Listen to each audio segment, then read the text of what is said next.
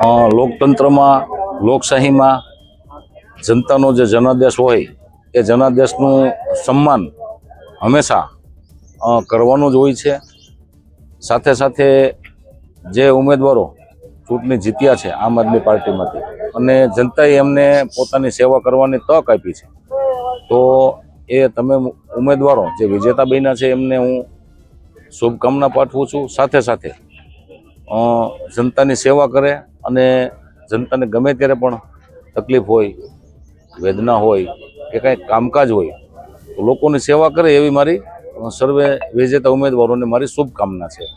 અને જે જનાદેશ જનતાએ આપ્યો છે એ જનાદેશનું હું સન્માનપૂર્વક સ્વીકાર કરું છું। મારા કાર્યકર્તાઓ, મારા આગેવાનો, મારા સમર્થકો, જે લોકોએ મને ચૂંટણીમાં મદદ કરી છે એ તમામનો હું હૃદયપૂર્વક આભાર પણ વ્યક્ત કરું છું।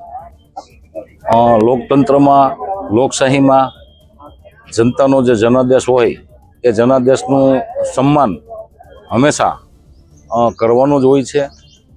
સાથે સાથે જે ઉમેદવારો ચૂંટણી જીત્યા છે આમ આદમી પાર્ટીમાંથી અને જનતાએ એમને પોતાની સેવા કરવાની તક આપી છે, તો એ તમે ઉમેદવારો જે વિજેતા બન્યા છે એમને હું શુભકામના પાઠવું છું। સાથે સાથે જનતાની સેવા કરે અને જનતાને ગમે ત્યારે પણ તકલીફ હોય, વેદના હોય કે કાંઈ કામકાજ હોય તો લોકોની સેવા કરે એવી મારી સર્વે વિજેતા ઉમેદવારોને મારી શુભકામના છે।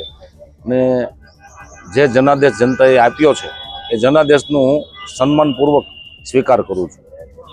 મારા કાર્યકર્તાઓ, મારા આગેવાનો, મારા સમર્થકો, જે લોકોએ મને ચૂંટણીમાં મદદ કરી છે એ તમામનો હું હૃદયપૂર્વક આભાર પણ વ્યક્ત કરું છું।